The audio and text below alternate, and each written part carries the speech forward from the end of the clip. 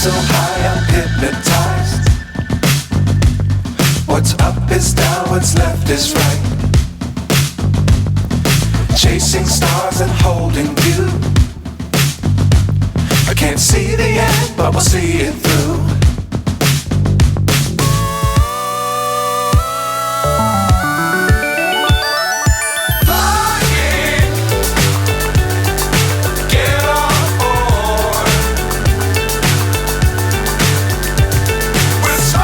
अस्सलामुअलैकुम, क्या हाल चाल हैं आप लोगों के। Hope you guys are doing really well and welcome back to my channel. Vlog start हो रहा है जी अर्ली मॉर्निंग से। सुबह उठ के फ्रेश होने के बाद मैं ड्रेसिंग टेबल पे आ गई थी।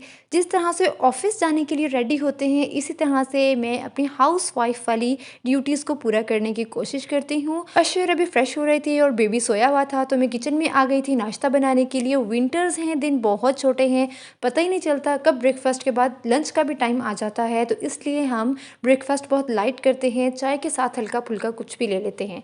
तो हाउसवाइफ की बात हो रही थी, उससे मुझे याद आया कि एक दिन मैंने यूट्यूब पे एक वीडियो देखी, how I keep my self motivated. तो उससे मैंने सोचा कि मैंने तो कभी इस तरह का कुछ सोचा ही नहीं कि मैं खुद को किस तरह से मोटिवेट करूं। लाइफ में इतने सडन चेंजेस आए कि इस तरह का कुछ सोचने का टाइम ही नहीं मिला। पहले ग्रेजुएशन सुबह 9 बजे में चले जाती थी और रात को 11 बजे में वापस आती थी। 3 से 4 घंटे ट्रैवलिंग में गुजर जाते थे।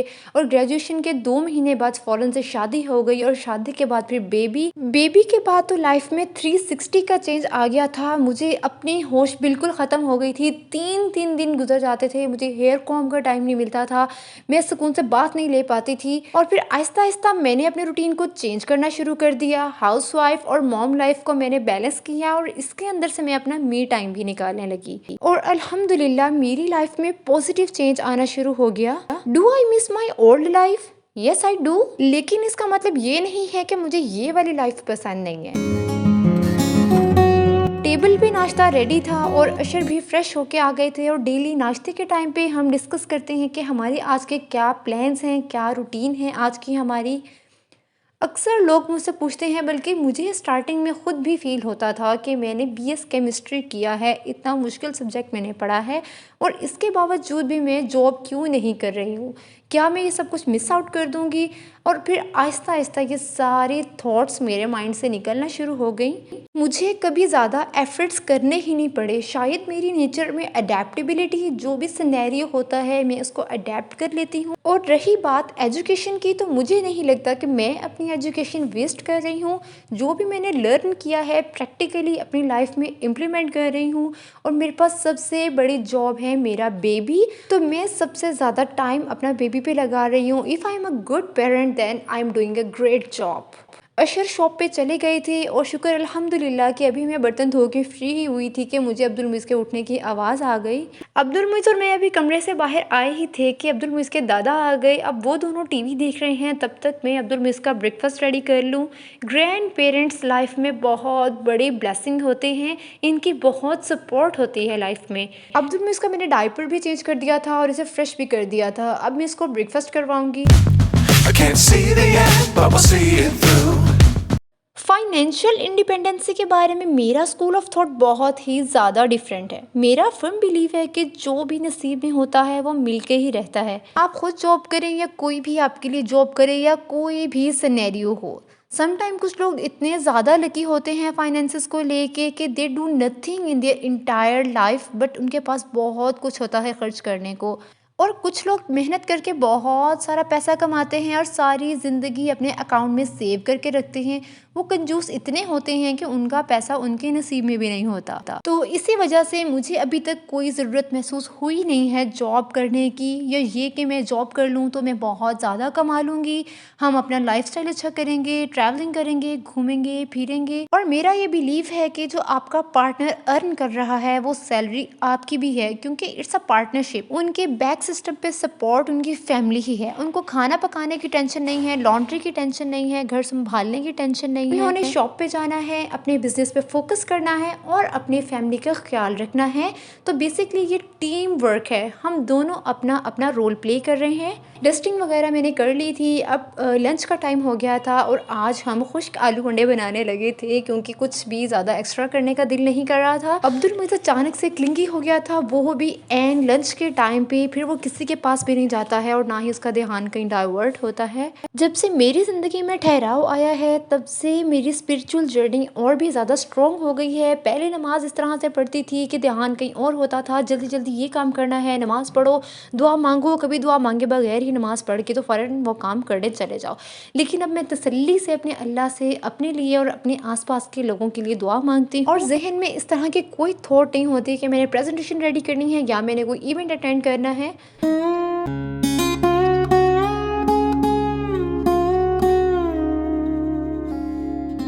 सो I really don't know what keep me motivated. शायद मेरी स्पिरिचुअल जर्नी बहुत स्ट्रॉन्ग हो गई है या मैं इतने सालों बाद लाइफ में स्लो हुई हूँ और ये स्लो लाइफ मुझे बहुत अच्छी लग रही है। लाइफ इतनी अनप्रिडिक्टेबल है कि हमें अपने कल के बारे में नहीं पता। मुझे नहीं पता कि मैं कल होंगी भी या नहीं होंगी। तो बस मैंने लाइफ में बड़े बड़े गोल्स सेट करने ख़त्म कर दिए हैं। बस जो दे रहा है अल्लाह, जैसे दे रहा है शुक्र अल्हम्दुलिल्लाह। बस आज को एंजॉय करेंगे और अपनी पर्सनालिटी पे फोकस करेंगे, फिजिकल और मेंटल हेल्थ पे फोकस करेंगे। बस यही कुछ गोल्स रह गए हैं मेरी लाइफ के। अब्दुल मुइज़ को लंच के बाद मैंने सुला दिया था, अशर शॉप पे वापस चले गए थे। अब ये 3 से 4 घंटे मेरे पास होते हैं जिसमें मैंने कुछ भी अपने लिए करना होता है या मैं कुछ प्रोडक्टिव करूँ लाइफ में। फ्री होके मैंने बात लिया, उसके बाद मैं ड्रेसिंग टेबल के सामने आ गई। यहाँ पे मैं अच्छा सा रेडी हुई ताकि मैं खुद को अच्छा फील करवा सकूँ। लास्ट कुछ मंथ में मैं अपने आप को तो भूल ही गई थी। सेल्फ केयर तो दूर दूर तक मुझे पता ही नहीं था कि होता क्या है। फिर आहिस्ता आहिस्ता जैसे मैंने खुद को चेंज किया, अब मैं डेली रूटीन के कामों में से ज़बरदस्ती सेल्फ केयर के लिए टाइम निकालती हूँ। बात लेने के बाद ड्रेसिंग टेबल के सामने आके डेली अच्छा सा रेडी होती हूँ जैसे मैंने ऑफिस जाना है या जॉब पे जाना है। रेडी होने के बाद 1 कप चाय का बनाती हूँ अपने लिए। अब मैं वीडियोस की एडिटिंग करूँगी, यूट्यूब पे जो मैं वीडियोस अपलोड करती हूँ, रिकॉर्डिंग करूँगी, शूटिंग करूँगी, वॉइस रिकॉर्ड करूँगी। इसमें मुझे 3 से 4 घंटे आराम से लग जाते हैं। जिस टाइप की मैं वीडियो शूट करती हूँ प्लस व्लॉगिंग भी अंदर होती है और कुछ टिप्स भी होते हैं, होम मेकिंग भी होती है, तो इसमें अच्छा खासा टाइम लग जाता है। अपनी पर्सनैलिटी पे फोकस करना, मेंटल हेल्थ पे, फिजिकल हेल्थ पे फोकस करना, बेसिकली ये मेरा पॉइंट ऑफ व्यू है। मैं नहीं चाहती कि हर कोई इस तरह से सोचे क्योंकि हर किसी की रिक्वायरमेंट डिफरेंट होती है। मेरे पास तो चॉइस है कि मैं जॉब करूँ या ना करूँ, लेकिन हर किसी के पास इस तरह की चॉइस नहीं होती। किसी को सर्वाइवल के लिए मजबूरी में जॉब करना ही पड़ती है, तो इन सब लेडीज़ को सैल्यूट है क्योंकि ये बहुत ही मुश्किल काम है। एक औरत बहुत बड़ा सपोर्ट सिस्टम होती है अपने हस्बैंड के लिए, अपनी फैमिली के लिए, अपने घर के लिए। जॉब भी करना और घर को भी संभालना बहुत ज़्यादा हेक्टिक है, इंसान फ्रस्ट्रेटेड हो जाता है। लेकिन जो औरतें जॉब नहीं करती इसका मतलब ये नहीं कि वो चिल करती हैं। अक्सर औरतों के भी माइंड में यही होता है कि सारा दिन घर ही होती होगी, घर रहना कौन सा बड़ा काम है, चिल करती होगी, रेस्ट करती होगी, अपना टाइम क्यों वेस्ट कर रही हो, कुछ कर लो लाइफ में, कुछ बना लो, अभी तो टाइम है कुछ करने का। तो समझ नहीं आती कि ऐसा क्या बनाना है। जो मैंने बनाना है वो मैं बना तो रही हूँ। एक पीसफुल घर, ऐसा घर जहाँ पे दिल लगे, सब्र शुक्र हो, बरकतें हो, हंसी मजाक हो, जहाँ पे कोई भी नेगेटिविटी ना हो। तो ये सब बनाने के लिए बहुत ज़्यादा एफर्ट्स लगते हैं, बहुत ज़्यादा। Is now what's left is right. घर के काम तो सारा दिन ख़त्म ही नहीं होते हैं, लेकिन अब मैंने सीख लिया है कि मैंने टाइम को किस तरह से मैनेज करना है, किस तरह से मैंने घर के काम करने हैं, कौन सा टाइम मैंने बेबी को देना है और कौन सा टाइम मैंने अपनी मेंटल हेल्थ को देना है। सारे काम ऑटोमेटिकली अपने टाइम पे हो जाते हैं जब से रूटीन सेट हुई है और सारा दिन कहाँ गुजर जाता है मुझे पता भी नहीं चलता। कभी कभी दिन सारा गुजर जाता है और कुछ टास्क फिर भी रह जाते हैं और फिर भी कई लोगों को लगता है कि हाउसवाइफ होना कौन सा बड़ी बात है। असल में ये जो मैं अपना YouTube का शौक़ पूरा कर रही हूँ इसकी वजह से मेरा सारा दिन ही ऑक्यूपाइड रहता है। एक दिन एडिटिंग में गुजर जाता है, अगला दिन शूटिंग में गुजर जाता है और उस अगला दिन वॉइस रिकॉर्डिंग में गुजर जाता है और पूरे 3 दिन बाद जाके मेरी एक वीडियो रेडी होती है। YouTube is not an easy thing. अगर अच्छा कंटेंट बनाना है, क्वालिटी कंटेंट देना है अपनी ऑडियंस को, तो इसमें अच्छा खासा टाइम लग जाता है। बेसिकली यूट्यूब मेरा बहुत बड़ा शौक़ था, कई सालों से मेरा शौक़ था, लेकिन मैं कर नहीं पा रही थी इस वजह से कि लोग क्या कहेंगे, बहुत ज़्यादा हेजिटेशन थी कि कोई मुझे कुछ कह ना दे। और मेरी हॉबीज़ एडिटिंग, फ़ोटोग्राफ़ी भी इससे रिलेटेड थी, तो मुझे इस काम में बहुत मज़ा आता था। फिर एक दिन बैठे-बैठे पता नहीं कहाँ से मेरे अंदर हिम्मत आई और मैंने फ़ौरन से चैनल बना दिया, सबको लिंक शेयर कर दिया कि मुझे सब्सक्राइब करो। अपने चैनल की कोई निश मैंने नहीं सोची थी, ना मुझे यूट्यूब के बारे में कुछ अता पता था। यूट्यूब स्टूडियो का तो मैंने नाम भी नहीं सुना हुआ था।